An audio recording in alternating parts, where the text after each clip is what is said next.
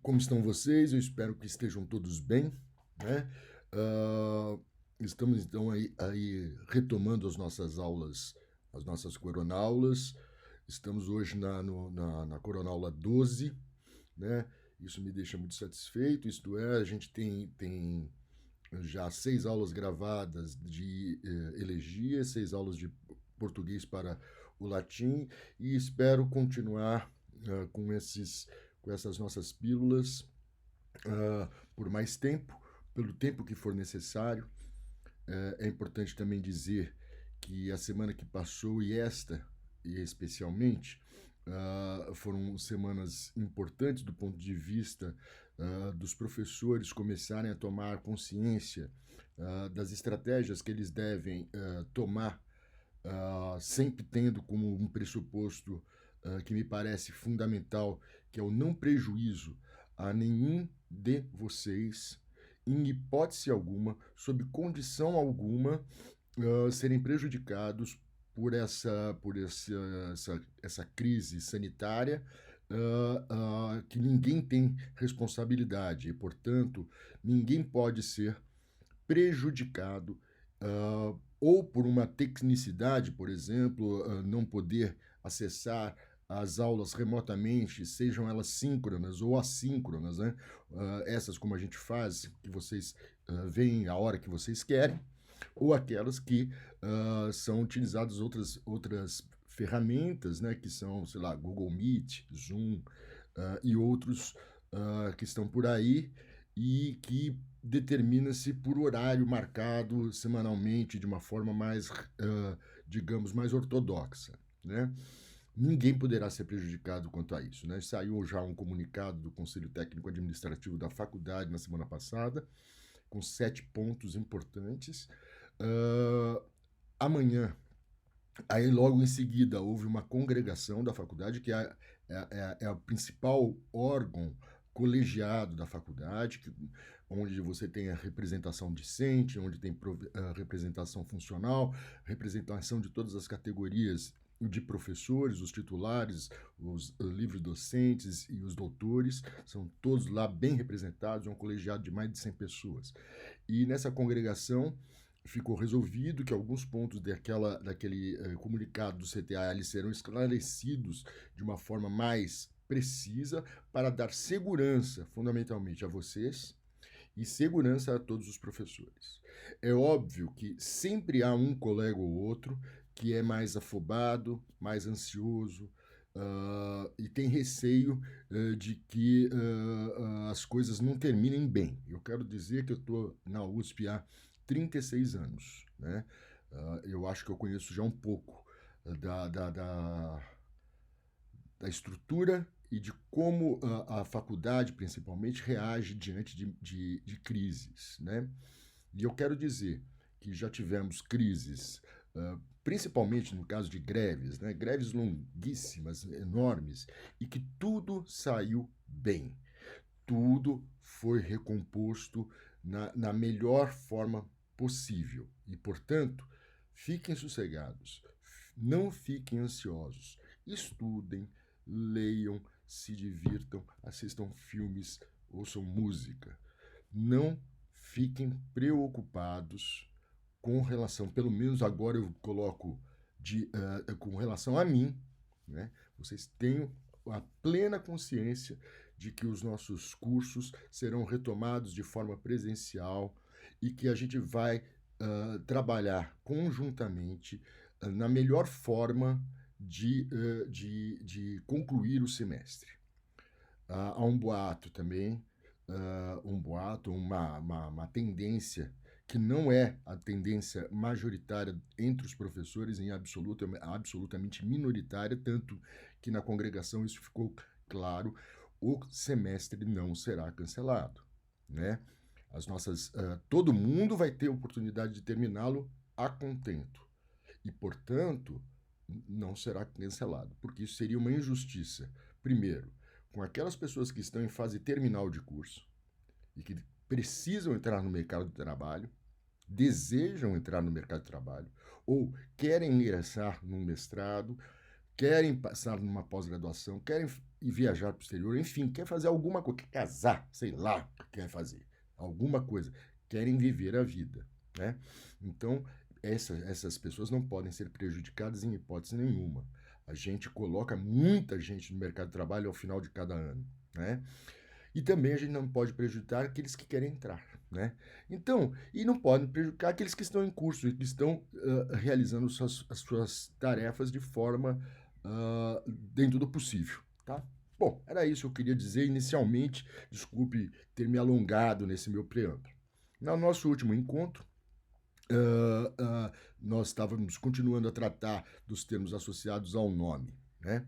Então eu quero dizer que a gente viu basicamente o adjunto adnominal e vimos os predicativos, o predicativo do sujeito, o predicativo do objeto, né? E notamos algumas características importantes, principalmente o fato de que tanto um quanto o outro, eles estão relacionados a qualidades que são atribuídas a um nome, né? Basicamente, quando eu uso um adjunto adnominal, eu estou ali qualificando de alguma forma, né, em alguma ordem, esse nome a que ele se refere. O predicativo do sujeito e do objeto também. O que difere um do outro? Basicamente, o adjunto adnominal, vocês estão lembrados, ele marca uma característica que é inerente àquele nome a que ele se refere. Ou seja, ele não passa por uma mediação verbal, né? Então, ele não tem relação, ele não passa em hipótese nenhuma pela mediação do verbo. Enquanto os predicativos das duas ordens, o do sujeito e do objeto, eles passam sim por uma mediação verbal, seja por um verbo de ligação, seja por um verbo transitivo, ou seja, ele vai precisar desse verbo para estabelecer a qualificação do nome a que ele se refere. Se esse nome for sujeito, predicativo do sujeito. Se esse nome for um objeto direto, será, ou um indireto, vai ser um predicativo do objeto. Então, essas são os dois termos que já trabalhamos, né? Depois, se vocês, eu acho que talvez até faça um resumo no final dessa aula, dando mais alguns exemplos para que vocês se sintam mais seguros. Na aula de hoje também, depois eu vou colocar no Moodle exercícios para vocês e as anotações das duas últimas aulas que eu ainda não coloquei. Acho que é das duas últimas aulas, tá? Enfim, hoje nos restam, né, dois termos importantes. O primeiro deles, o complemento nominal.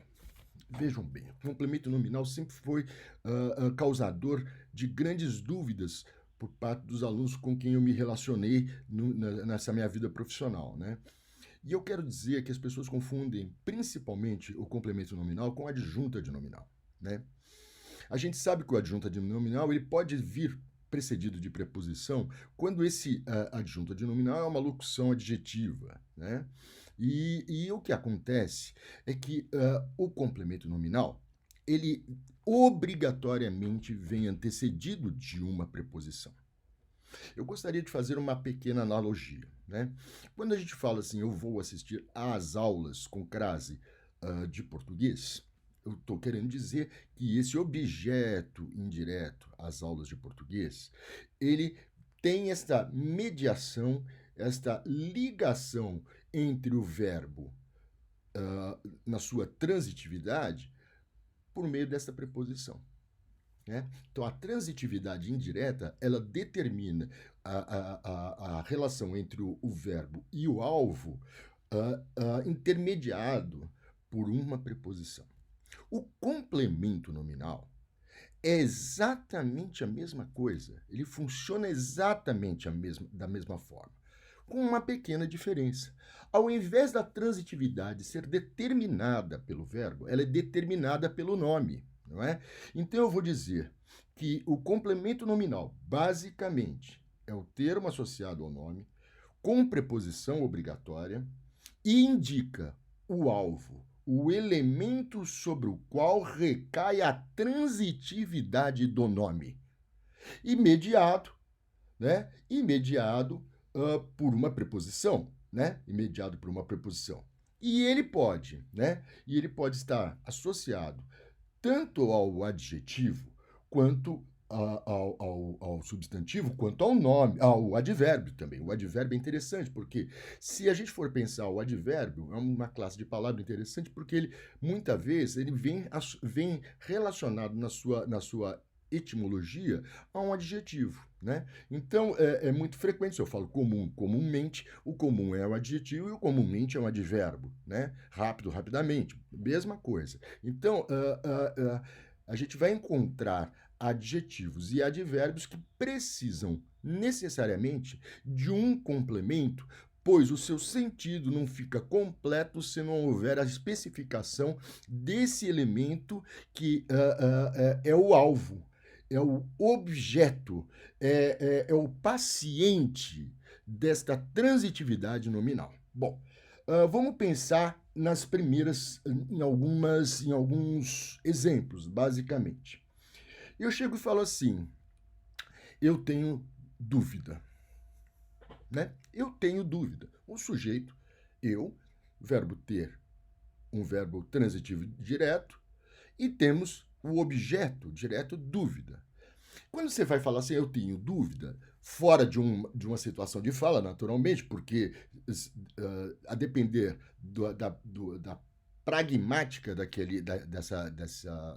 desse discurso, isso pode vir a ser superado. Essa necessidade de especificação dessa dúvida, ela é algo que poderia ser desconsiderada, haja vista que, numa situação de fala, isso poderia ser superado pelo contexto. Ótimo, mas do ponto de vista de um enunciado como esse, eu tenho dúvida, sempre fica a situação de que dúvida sozinho ela não significa muito coisa a não ser a falta de segurança que você tem, mas você não tem claro qual seja essa falta de segurança, qual seja esta dúvida que você tem. Então, necessariamente, a gente poderia chegar a falar: eu tenho dúvida de suas ações. Eu tenho dúvida de sua palavra. Então, existe nessa palavra dúvida, dentro desse enunciado, um vetor que recai para um determinado termo precedido de preposição, no caso de dúvida, de suas palavras ou de suas ações, né? Então, esse de suas ações e de suas palavras, isso aí se estabelece como um complemento do nome. Qual nome? Dúvida, tá certo? Então a gente tem um termo associado ao nome, dúvida, precedido de preposição, e que é um alvo, que é um objeto, que é um paciente desta ação, entre aspas, desta transitividade, entre aspas também, do nome. Pois bem, peguemos um outro exemplo. A tempestade provocou a destruição. A tempestade provocou a destruição. A tempestade, o sujeito, provocou o verbo transitivo direto e nós temos a destruição como um objeto direto. Mais uma vez, repito, vejam que a palavra destruição, ela carece de sentido. Ela fica vazia nesse enunciado, porque você não tem a indicação de qual seja a destruição. Então, é um nome que carece de um complemento, que necessita da sua especificação, qual seja a destruição. Então, vejam bem, a tempestade provocou a destruição da ponte. E da ponte, portanto, um termo que especifica qual foi a destruição, precedido de preposição. E como destruição é um nome, esse complemento recebe o nome de complemento nominal. Pois bem, vejamos outro exemplo. E esse é mais interessante. Notem bem, ele está apto. Vejam bem, ele, sujeito, verbo estar de ligação, apto, predicativo do sujeito, porque apto indica uma qualidade adquirida por ele, mediado pelo verbo de ligação, está. Se eu olho para a palavra apto, que é um adjetivo, eu vou notar que esse apto requer obrigatoriamente um complemento, uma especificação do seu sentido. Se refere a que aptidão? Aptidão, né? Vamos lá. Então, ele está apto para esse trabalho, né? Então, observem bem, para uma preposição associado a esse trabalho. Então, ele está apto para esse trabalho, indica, portanto, aí para esse trabalho é um complemento nominal do adjetivo, do nome apto, né? Complemento nominal novamente. E é o último exemplo que eu vou dar, que é relativo àquela possibilidade do advérbio admitir um complemento nominal, diz assim, ó, vejam só, ele agiu contrariamente. Ele agiu contrariamente. Veja só, ele agiu contrariamente, falta alguma coisa para especificar alguma coisa a respeito desta contrariedade que está indicada nesse advérbio. Notem bem, então, que o advérbio ele possui sim aí uma carga de transitividade necessária para ser completada. Então, ele agiu contrariamente à sua vontade, com crase, ele agiu contrariamente ao seu próprio pensamento. Então, notem bem que ao seu pensamento ou à sua vontade estão associados ao contrariamente, e esse contrariamente, portanto, ele é uma palavra, um advérbio, que tem em si uma transitividade nominal, né? Essa ideia de transitividade nominal, salvo engano da minha parte, não está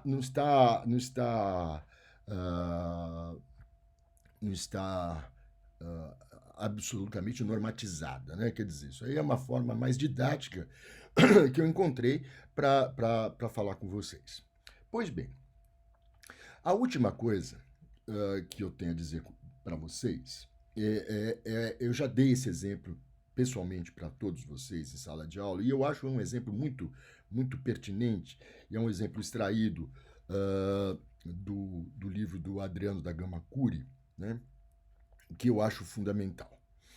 Existe um determinado momento em que nós temos muita dúvida se esse termo, que pode ser um complemento nominal, ele não seja um adjunto adnominal. Então, existe aquela... a língua ela é algo bem mais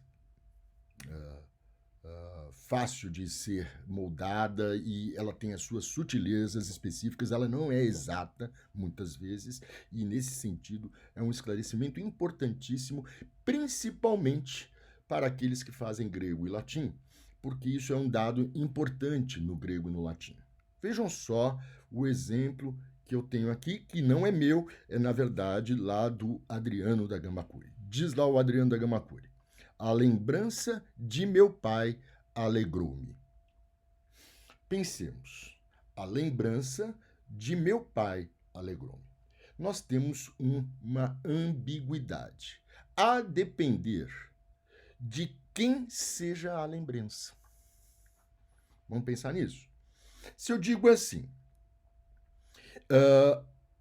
eu lembrei do meu pai e isso me alegrou. Então, a lembrança do meu pai alegrou-me. Eu lembrei do meu pai. Então, a lembrança é do agente. Portanto, na verdade, ele indica para um alvo a lembrança de meu pai. Portanto, ele é um complemento nominal. Entenderam ou não? Ou seja, eu quero dizer, se o de meu pai é algo que é alvo, que é paciente desta ação, ou melhor, desta transitividade de lembrança, se ela for alvo, então a lembrança é do meu pai. Meu pai é outra pessoa e, portanto, é um alvo da minha lembrança. Esse de meu pai, portanto, ele é um complemento nominal. Entretanto, se eu pensar, o meu pai lembrou e eu me alegrei, isso significa, o meu pai lembrou de alguma coisa e isso me trouxe alguma alegria.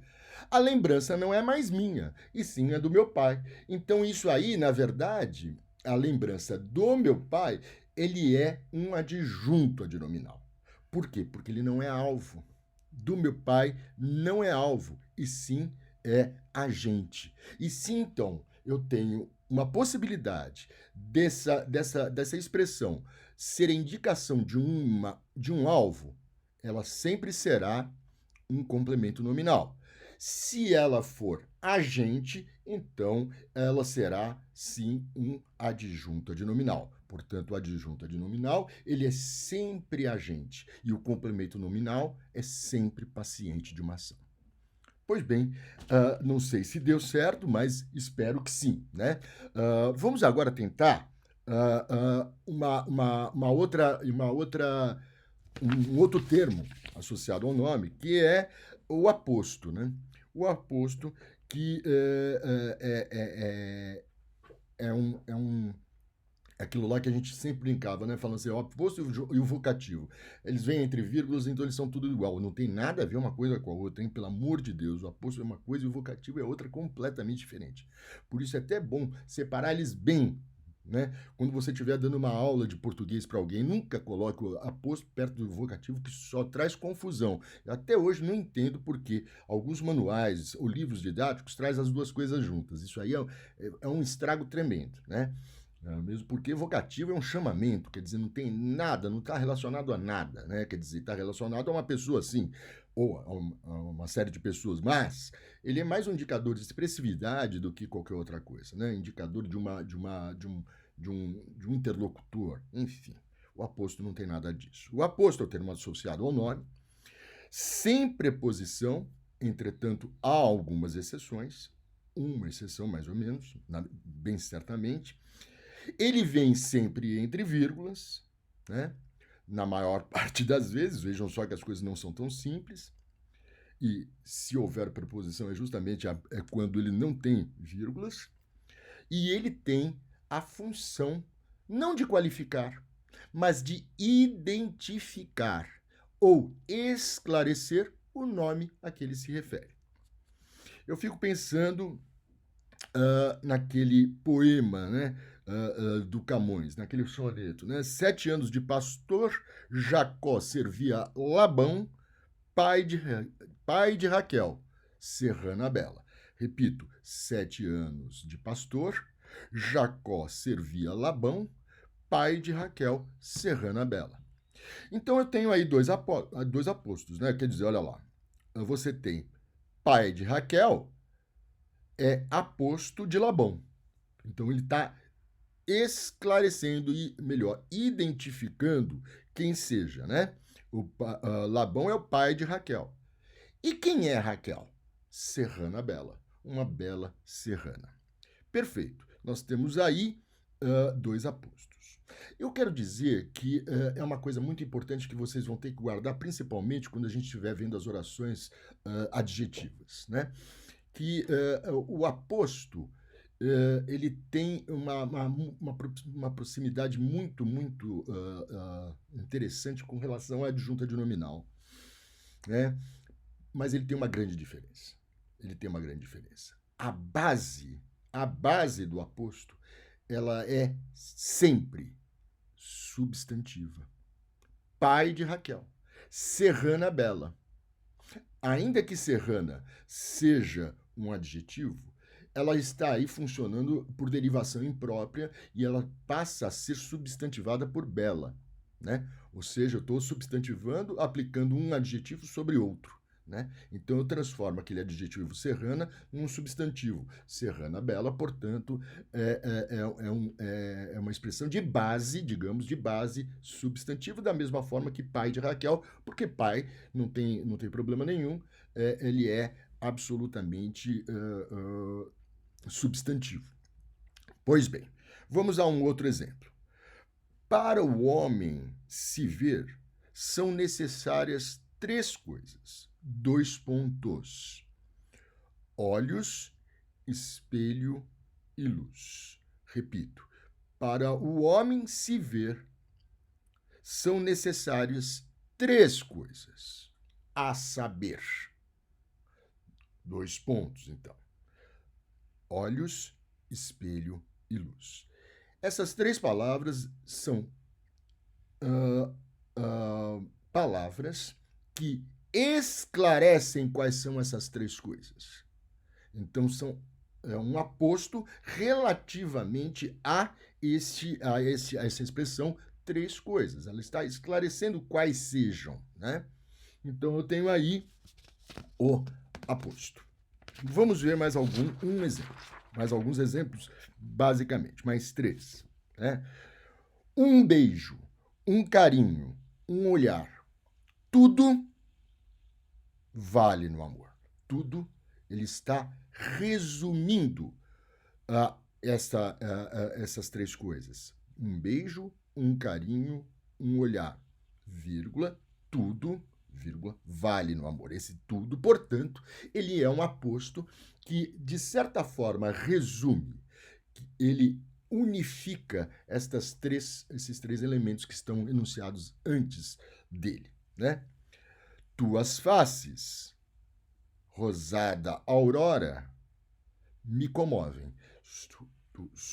Tuas faces, rosada aurora, me comovem. Vejam bem, rosada aurora, ela também houve aí, então vocês notem bem que a aurora, como substantivo, vem aí com um adjetivo que o qualifica naturalmente, mas rosada aurora seria o aposto relativo às tuas faces, dando um caráter identificador de base substantiva às tuas faces.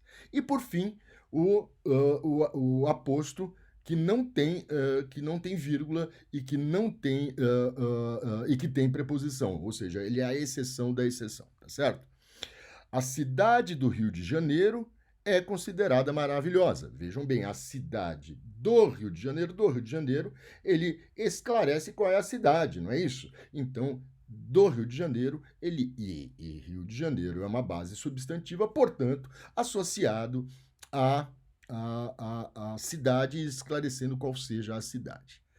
Pois bem, então hoje nós temos aí esses 2 termos associados ao nome e que, somado ao predicativo do sujeito e do objeto e ao adjunto adnominal, nós temos, então, todas as possibilidades de relações sintáticas estabelecidas em torno de um núcleo nominal, né?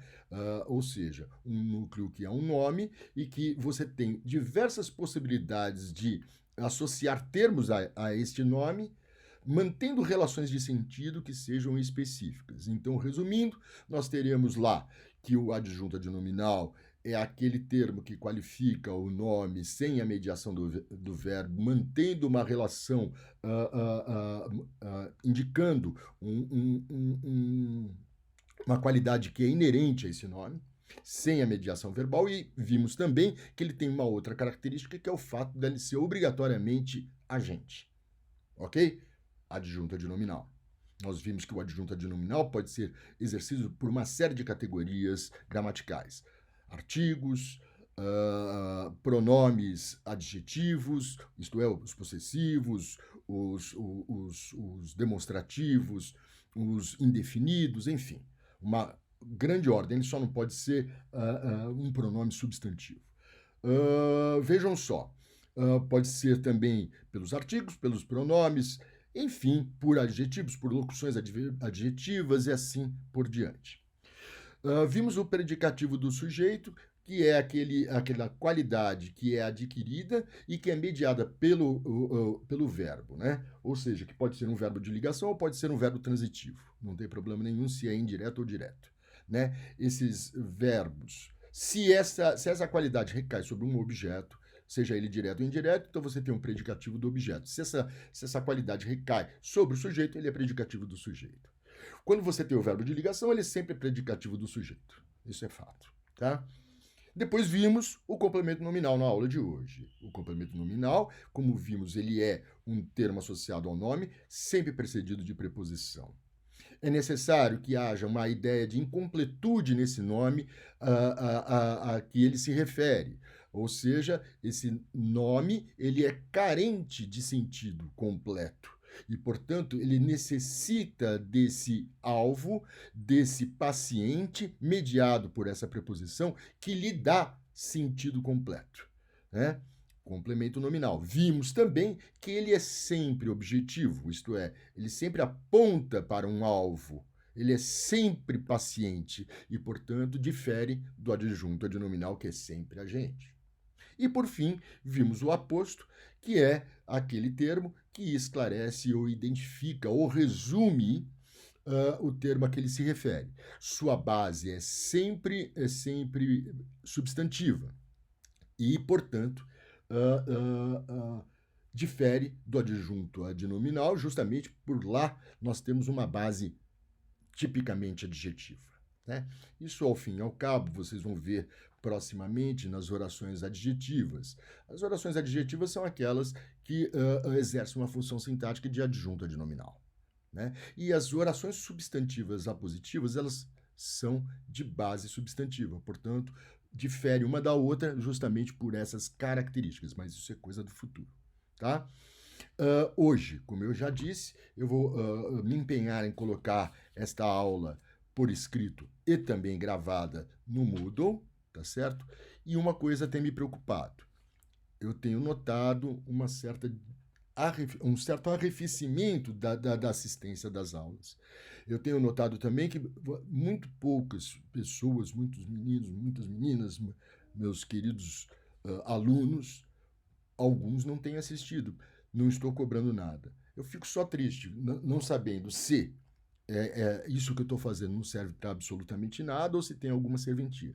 Preciso sempre do feedback de vocês. Preciso que vocês me mandem e-mails, que vocês façam correções, que vocês tenham dúvidas, que eu estou aqui para isso. Além de ficar muito satisfeito em poder ajudar vocês em alguma coisa, eu fico também satisfeito porque eu mato o meu tédio. Por exemplo, hoje são 5 da manhã e eu estou fazendo isso aqui com vocês, tá? Então, foi um prazer encontrar vocês novamente e vamos ver se nessa sexta-feira ainda eu faço mais uma coronaula para vocês, tá bom? Um super beijo, um super abraço e até a próxima. Estou com muita saudade de todos vocês. Até lá.